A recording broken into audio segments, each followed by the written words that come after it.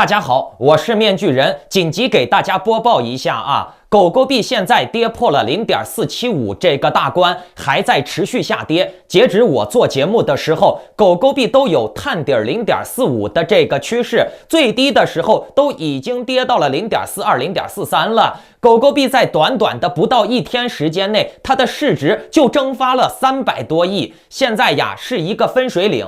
反正呢，跌不破0.4，我都不带慌的。我是在0.1、0.2、0.3的时候建仓的，我怕啥？那至于高位建仓的朋友们，0.4567建仓的，你们现在也别慌。狗狗币现在已经是非常低的一个点位了，现在呢还是你们加仓的机会。为啥呢？面具人我整理出来了很多线索，咱们今天就用几分钟的时间来抽丝剥茧一下，我也会带来一些技术分析。听完了这些内容以后，我相信你们就能够豁然开朗了。听完了以后，是去是留，你们心中就能有定数了。我希望你们看完今天的节目，一定要转发给别人，尤其是那些高位入场的人，也算是做善事了，不要让他们被割。同时呢，也是帮助你自己，真的。为啥呢？你听完我的节目，你就能明白了。那今天造成狗狗币暴跌的元凶是，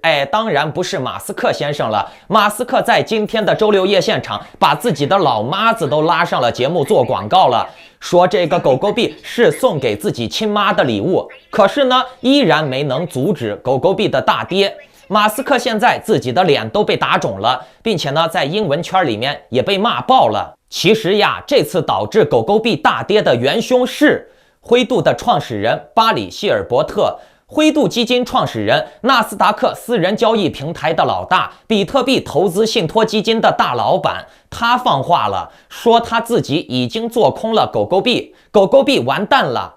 他还说，如果狗狗币在这个月底前能涨到$1的话，他就捐100万给慈善机构。于是呢，大家听了他的话以后，并且呢，他本人也亲自放量，然后呢，大家就慌了，造成了一波暴跌和一些心态不好的韭菜跑路。而且呢，这个巴里他也号召大家把钱投资到比特币吧，不要玩狗狗币了，狗狗币是个垃圾盘子，不行。这个巴里不但是这么说的，而且呢，他也这么做了。他早就在之前重仓埋伏了很多钱在狗狗币里面，并且呢，他是恶意砸盘抛售。他专门就选在了今天马斯克上节目的时候，直接出货砸盘，打马斯克的脸。巴里是比特币的护盘大神之一，他就是靠比特币吃饭，靠比特币发家的。那么说到了比特币，大家也都知道，共产党持有了全世界70%的比特币，这个事儿呢是大家公认的吧？狗狗币目前疯狂上升，一路超越了其他的币种，它的前面就只剩下了比特币、以太坊和币安币。比特币我刚才说了，基本是中共满仓，70%的币都是中共持有嘛。更何况共产党把中国人的私人矿场在前2个月也基本都没收了，国家他自己来挖矿。比特币是中共的，那是毫无疑问的吧，这个是公认的，我就不多做赘述了，网上你们随便一搜都能搜得到。而且呢，中国它是可以举国之力去建水电站挖币的，这是任何国家都比不上的优势。好，说完了比特币，咱们再来说说排名第2的以太坊。以太坊老早之前就在中国设立公司了，中资也是重仓。以太坊当年资产暴增就是发生在中国分公司成立之后，所以呢，以太坊它也是中共的囊中之物，我相信你们也是毋庸置疑的吧。那至于排名第3的币安币更就不用多说了，那就是毋庸置疑的中资企业呀。币安是中国全资的虚拟货币交易所，它的币安币也是中资的。所以呢，我们来看啊，压在狗狗币前面的3位都是和中共脱离不了关系的，甚至呢都是和中共有直接关系的。你说一个暴涨的还不用挖矿的草根币，这是不是会对中共的那种举国之力挖矿重仓的比特币造成很大的威胁呢？是不是？好，搞清了这些思路，我们再来看看这几天兴起的另外一件大事儿，那就是狗屎币。屎币啊，屎币现在被冠上了狗币杀手的称号。为什么？你们看好了，在短短的3天时间内，屎币就紧急上线火币交易平台、OE 交易平台这种纯中国的交易所。那至于全球交易所，屎币还没有上。可是呢，纯中资的交易所，除了币安是受外国管制的，像OE、火币这类交易所，都是直接党可以给开绿灯的，直接说上就上一句话的事儿的。能有这么高的效率，也只有中共这种在自家平台一句话的事儿，才能有这么大的能耐的。而且呢，你们仔细观察，还有各种各样的网军接任务、营销狙击狗狗币，发各种各样的帖子留言，说哎呀，现在屎币猛得很，屎币暴涨了。并且呢，马斯克他也表示，他正在观察屎币。那马斯克说的这句话比较中性啊，甚至是带有贬义的。但是呢，他说的这句话被网军也拿过来炒了，说马斯克也推广狗屎币了。大家仔细观察啊，现在网上呀、群里面呀、油管啥的，在这个上面有很多网军都在营销狗屎币，包括网页发帖、网页新闻。那你们就可以想象一下了，能在短短的2-3天时间内就能做到全面上线国内的交易所，并且呢，在网上轮番轰炸的去营销，能做到如此巨大的轰动效应的，它的背后是谁呢？也只有中共有这种能耐，对不对？不仅如此，马斯克本人呀，他也因为骂了比特币，一直在推广狗狗币，然后呢，天天被维权。前段时间那个特斯拉维权女不是还炒得很火的吗？现在呢，你看国内的抖音上面，现在也都天天在说特斯拉这个事故，特斯拉那个事故，特斯拉又维权的事儿的，这种新闻，这种短视频太多了。马斯克最近也被搞得很惨。为啥？因为马斯克推广狗狗币，就相当于是从中共的口袋里面抢食嘛。哎，大家都觉得狗狗币上涨空间大，狗狗币的投资量小，大家都去玩狗狗币了。那都去玩狗狗币了，谁来玩比特币呀？谁来玩以太坊呀？谁来玩币安币呀？对不对啊？前3个就差最后一个是你狗狗币了。对不对？你狗狗币排第4，前面3个马上都要被你狗狗币超越了。不搞你狗狗币，不搞你马斯克，搞谁嘛？对不对？好，我们再来看这张图啊，这是今天的下行走势，红色是下跌出货啊。狗狗币在短短的半天时间内就蒸发了300多亿的市值。请问各位，散户有这么大的凝聚力吗？散户能同时的出这么多的货吗？那面具人也想顺便警告一下大家，狗屎币是很难上全球平台的，什么大狗带二狗也最多就是用来维稳分流狙击狗狗币的，它的生命周期也就是这几天时间的事儿，然后呢狗屎币就会挂掉，大家撸完这几天的狗屎币就赶紧趁早收手了，这玩意儿就是个工具币，这2天玩还能多少赚点钱，可是呢狗屎币千万不要长期持有。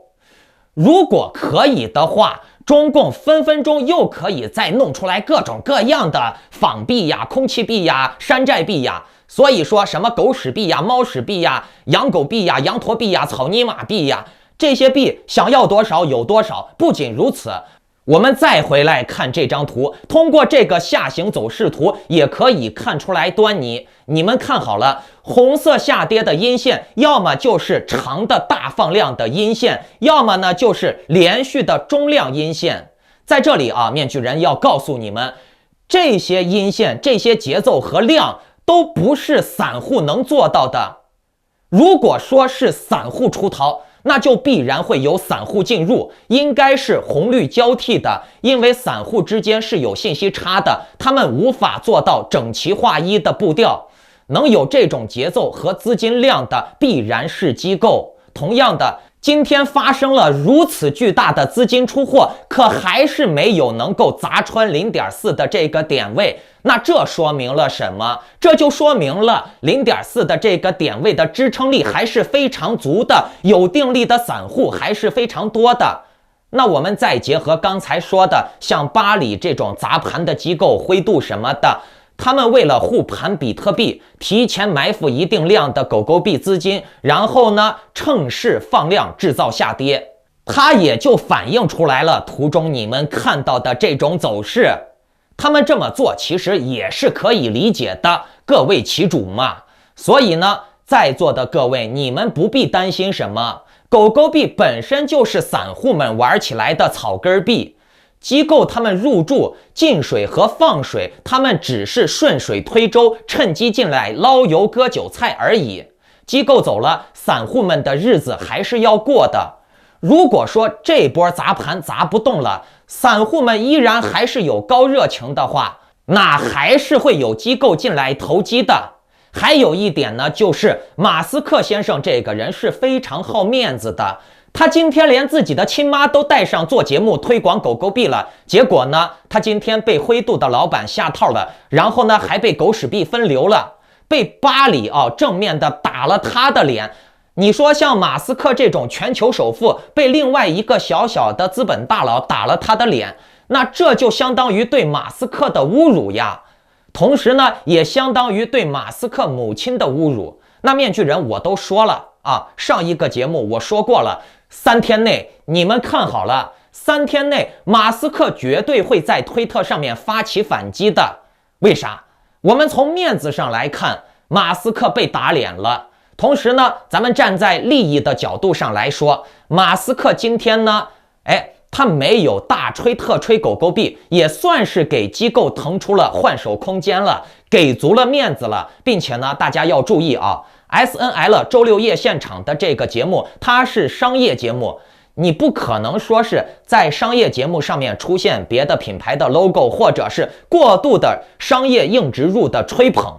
如果这样做的话，那你要给人家周六夜现场广告费的，懂了没？所以呀，在座的各位不要慌，不要觉得马斯克他没有在节目上大吹特吹，马斯克能说到这个地步都已经是非常不错了，并且呢，马斯克他还说过了，他自己持有了130多亿的狗狗币，所以呢，马斯克都不慌，你们慌啥呢？别听网上的那些专门带节奏网军的话，什么等着多少钱抄底儿呀，说这种话的人都是没有投资狗狗币的。还有呢，就是吸引你们去投资一个3天就诞生的仿盘狗屎币，说这种话的人，他们同样也是没有狗狗币的。你们记住一个口诀啊，是什么口诀啊？来，面具人，我告诉你，没币的人希望跌，有币的人希望涨，就是这么简单啊。没入场的酸民他就希望你跌，你跌得越惨越好，跟他有啥关系？你出丑他高兴吗？当然了，有币的人他肯定是不希望跌的，他也肯定不会去鼓吹跌的，对不对？我们就从人性上来讲，你是散户，你进场了，你现在被杀跌套牢了，你会鼓吹割肉套现吗？所以呢，你自己要对你自己的钱包负责。你听别人给你忽悠割肉要崩盘了，要跑路了，你听信了这种话，你不做韭菜谁做韭菜呢？割的就是你。那在这里，面具人我也希望大家能够看清楚这些把戏，别信什么崩盘呀完蛋了这些话。我来告诉你，崩盘就不是这个节奏了。如果说是散户和机构同时砸盘造成崩盘效应的话，那这个盘子现在就是80%以上的线都是下行阴线了，那现在这个盘子早就跌穿 0.3 了。而事实上呢，现在就是你们建仓的好机会。为啥？因为我刚才说的这种夸张的现象根本就没出现嘛。现在呢，它也就是机构放量了，放量完了以后它还是有绿线进来，对不对？为啥现在是建仓的好机会？你们看好了，大量的阴线放量放完了以后，狗狗币并没有继续下跌了。那么也就是说，这个空间都是大部分机构他们做空出来的下跌空间，只能带走少部分定力不足的胆小的傻子散户。同时呢，你也可以看到，在这个机会这个区间内，也有很多散户在补位，人家在抄底儿，对不对？同时呀，其他的庄家也都在观察，如果说这个盘子砸不下去了，过一会儿呢，你们就能够看到长绿的、长长的绿条往上冲的。你们看图像啊，我标注的这些大长绿条都是庄家提前埋伏的。你们看好了，现在放量的红线能把前面的绿线放掉多少了？那面具人，我再问你们一个很简单的问题啊，目前的下跌砸盘连 0.4 的这个点位都砸不穿的话，那么那些 0.03、0.1、0.2、0.3 入场的人会慌吗？你说说看，他们会慌吗？换你会慌吗？你是在 0.1、0.2 这个点位建仓入手的，可是呢，这个盘子目前连 0.4 都突破不了，换你会慌吗？而且呀，你还是在盈利着呢，你更不会慌嘛，对不对？你还是赚钱的嘛，对不对？而且你们看啊，这个机构砸盘，你真的认为这些低位的人会慌吗？不仅如此，你认为那些高位入手的人都是傻缺吗？他们就真的这么心甘情愿的割肉被割吗？别人都不傻，你认为别人会这样做割肉，那你就是机构眼里面的傻子韭菜。听了这么多，应该能想明白了吧？是去是留，你们心中应该有定数了吧？那面具人，我就希望各位把这个节目尽你可能的去转发扩散，转发这个节目，让更多的人看明白今天到底是个啥套路。这也算是帮助别人不被割，更是帮助你自己的钱袋子。面具人，我还在 0.65 有10几万的仓位呢，我都不怕，你们怕啥呢？对不对？而且我 0.2、0.3、0.03 我都有建仓，对不对？怕啥？不管是高点还是低点，我都没有割的理由，听懂了没？你怕啥吗？你怕了你跑，我告诉你，现在跑的都是傻子。甭废话了，赶紧行动起来，收藏这个视频，转发，保住你们的钱袋子。